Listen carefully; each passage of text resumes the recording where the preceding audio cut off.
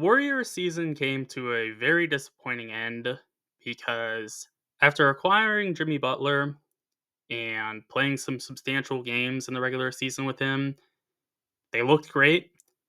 And the caveat with that is that they did play a schedule that was tremendously weak. It was weaker than the weakest schedule in as great of a degree as the weakest schedule is different from the second hardest schedule. So it was super, super weak. And with that said, they still won the games that they played. But there always was some suspicion for me in knowing that, if they actually play good teams, what are they going to look like? Because when you just look at the talent of the roster, not their recent stretch with Butler, there still were a lot of questions. Steph is more than capable of being the number one option on a championship team, and Butler is a capable number two. I think people do get a fair bit carried away with him, thinking, playoff Jimmy, best playoff riser ever, you know, just complete demon in the playoffs. That's not really substantiated. His playoff numbers are greatly exaggerated, and I'll get to that in a minute for this season's playoff Jimmy experience. But Jimmy is a competent number two. So you have a good framework there, but basically everything else was in disarray. Their third best player was probably Draymond Green. This is not, peak Draymond Green, where he's a great number four or, a fine number three on a championship team. He's just, a solid contributor. And Kerr, not a great coach all the time. There have been some moments where he's been good, but he really embarrassed himself this season by not giving Kuminga any chances. And, that was on full display with Kuminga being great in the playoffs. So, maybe your third or at least fourth best player, Kuminga, wasn't really even getting reps. And the team was just devoid of talent aside from their top three or four guys. So it was a bit rough. Podziemski is a solid rotational guy, not meant to be, your fourth best guy on a championship team. So when you're not winning at the margins like coaching and you don't have that great of a roster overall, I don't really understand where this hype came from. I guess it was just people saying, well, they win a lot in the regular season with Butler, so it's got to be a championship team. That just wasn't the case. For the regular season, though, I'll give them a solid B. I was torn between a B and a B plus because I look at this through the lens of what they were expected to be. And going into the year, there was no expectations for Golden State to be good. This team just did not look very appealing. So they outdid their expectations a good bit in the regular season, and thanks to their success late with Butler. But as for the playoffs, you got to start, of course, with Steph being injured. He got hurt in the second quarter of game one against the Timberwolves. So that's very difficult. Your far and away best player is hurt, basically the entire series. I'm not sure if they win this series even with Steph, though, because the Timberwolves were just a better team on paper. I like their starting rotation more, and I like their bench so much more than Golden State's. And the Timberwolves, they had a 12-point margin of victory. I'm not sure Curry's closing that gap. I think you definitely take another game, possibly two, if Curry is healthy. But, losing by 12 on average in games you lose, that's pretty rough. Going into the series, I thought, the Timberwolves just superior all around, as I said. They were fourth in point differential versus top 10 teams. The Warriors were eighth. There was a 5.4 points per 100 difference against top 10 teams for those teams. Timberwolves had a much better offense, They had the fourth best. The Warriors had the 23rd best offense in those games. The Warriors did have the better defense, ranking second versus the Timberwolves being ninth, but that's not enough. Transition-wise, I thought the Timberwolves were going to be great in the playoffs for that because they had the least transition percentage out of any team. The Warriors, they weren't high, they were just average. But, when things slow down, which they do in the playoffs, not needing to rely on transition buckets is a big help, and the Timberwolves never did, even in the regular season, whereas the Warriors did to some degree. So even if Curry is healthy, I think the Timberwolves still take this. Edwards, for some reason, doesn't get the recognition he should. He had a better season than Curry did this year, I think, by a pretty noticeable margin. 3 more points on just slightly less efficiency. He had much, much better defense than Curry did. Edwards isn't always locked in on defense, but when he is, he's near elite. Curry, even when he's at his best, is average to maybe a little below average on defense. So I don't think it's particularly close between the two. Curry's still a capable championship player as your number one, but Edwards, I think, is just far better.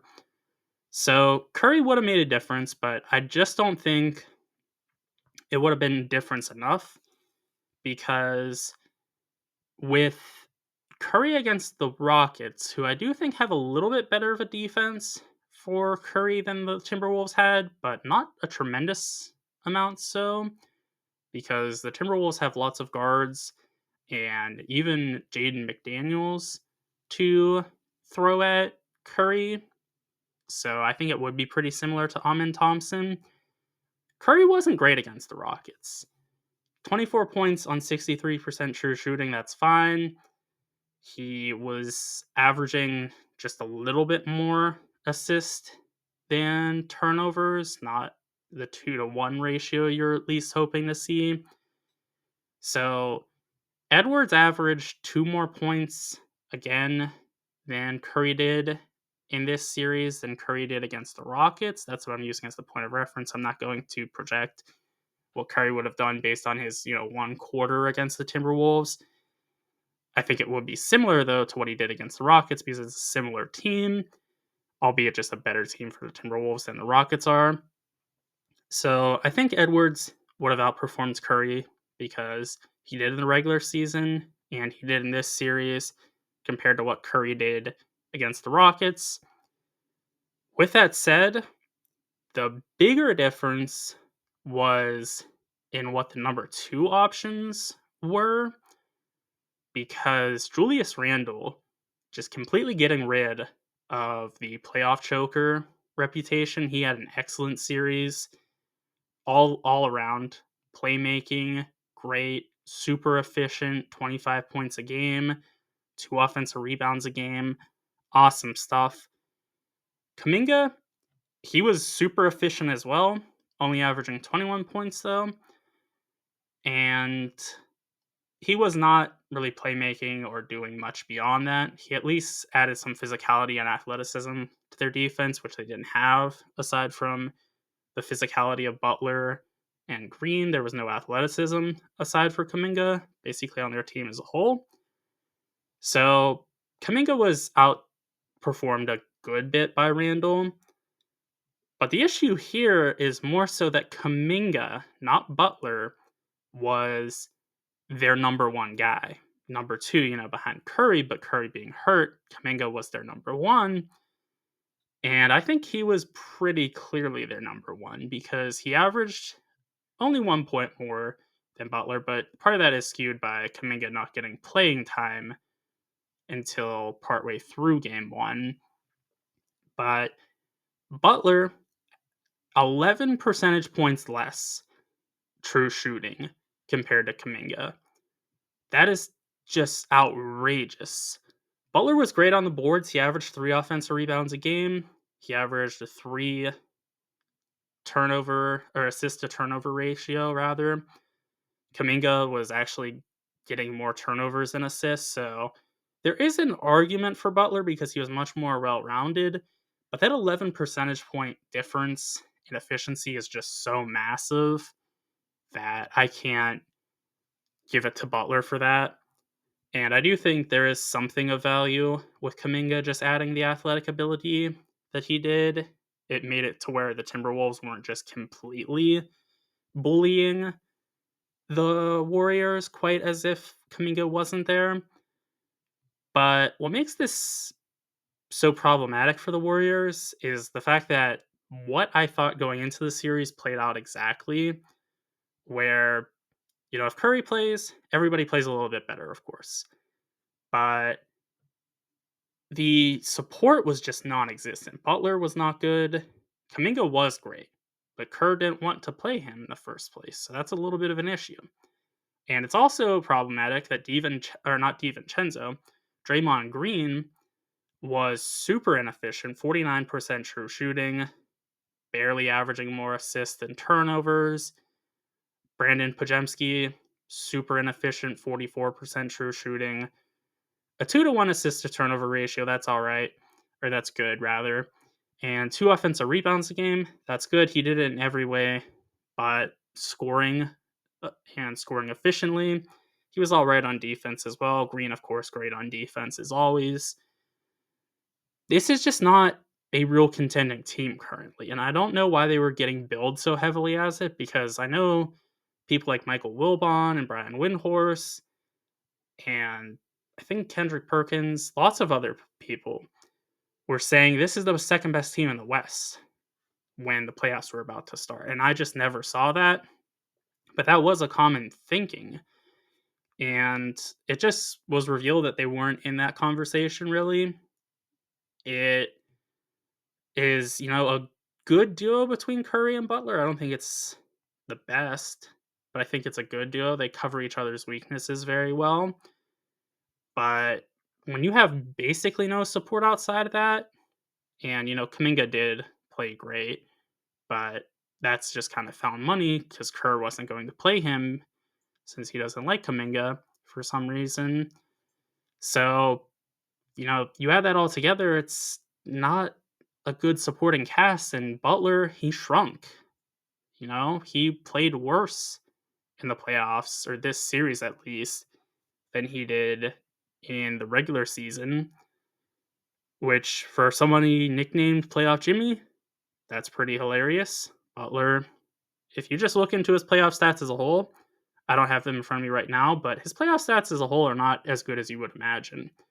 He's not averaging like 30 points a game or anything like that in the playoffs. He has fine efficiency. It's not great, which is weird because he's so efficient in the regular season. Overall, I give the playoff grade of the Warriors, I want to give it an incomplete, but if I had to give it a grade, I would give it a C plus.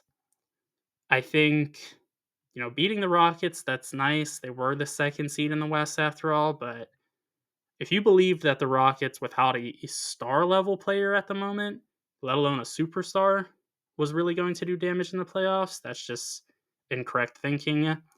So that's something to, beat them, but to only barely beat them. But this was a rough showing against the Timberwolves. I know they won game 1 without Curry, basically the entirety of the game. That's nice. That's maybe more than you would expect. But they got slapped around for the most part. And they were getting really harassed against the Rockets as well, even with the Rockets not being that great of a team. So overall, they overachieved for the season relative to what they were expected to do. But I don't think they were anywhere near the expectations of a lot of people after that sort of fraudulent Jimmy Butler run. Those are my thoughts on the Warriors. Be sure to let me know what yours are in the comment section. And also be sure to like and subscribe for more basketball and football content.